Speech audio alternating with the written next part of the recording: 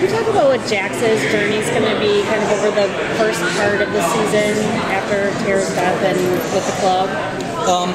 I think it'll be the most proactive our hero's ever been. You know, Jax in previous seasons, just by the nature of the character, he sort of too deep a thinker, you know, sort of impulsive, that he has spent a great deal of time sort of reacting to the chaos around him or cleaning up the mess of previous leadership. But that this season he really comes out kind of with blinders on and singular in purpose. So it's been so much fun to write that Jax because it's new. And I think Charlie's having a blast because he's just crushing it. It's really, you know, the work has really been great. So that to me is the biggest difference. What can you tell us about the new characters who are on this season? Not much more than you already know. We have Manson, who plays a white supremacist, which makes complete sense, and Courtney Love, who plays a school teacher, which makes complete sense. And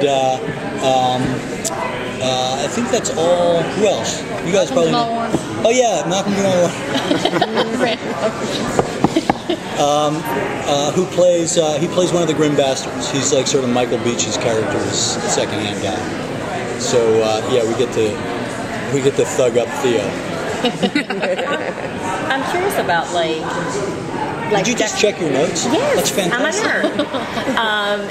How much will John Letters play in, or Jax's journals, you know, and his writing play in? Because you know, it's getting more and more personal for Jax's writing. So I'm curious if that's going to play a part in season 7.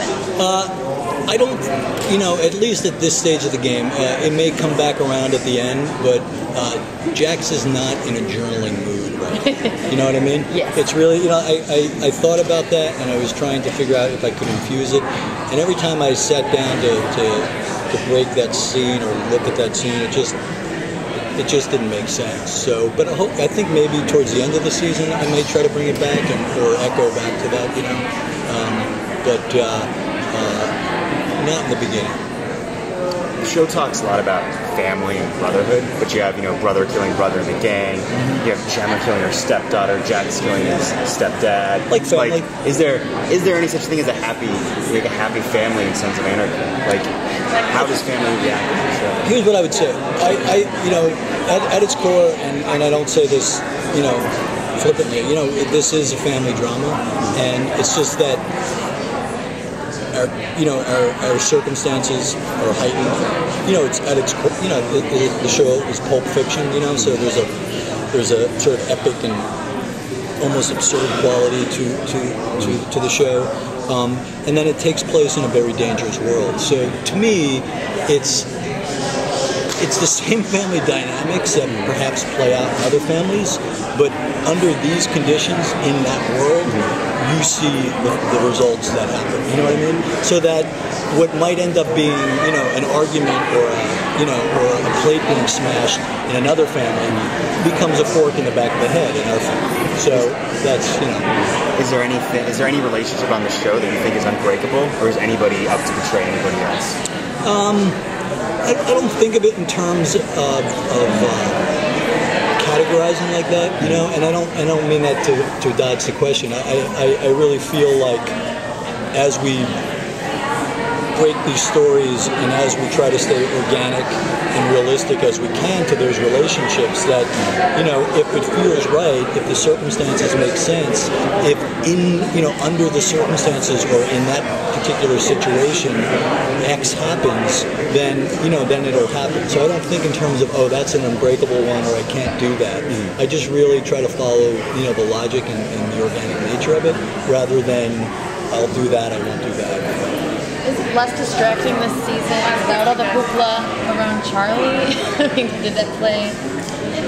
No, because Charlie doesn't live in hoopla. Charlie is like an incredibly private guy and doesn't bring any of it to work. So that was all sort of happening outside the bubble for us. Right. And, these guys are really, you know, they plug in, you know, and when they're on set, when they're doing their deal, there's not a lot else going on with them other than the work that they're doing. So, I think to the outside world it seemed like a lot of hoopla. Inside, there really was. It was business as usual, you know. So. Is there one word or one theme that is kind of the overarching theme for this? If you could sum it up in one word for this final season, I would say vanilla ice cream.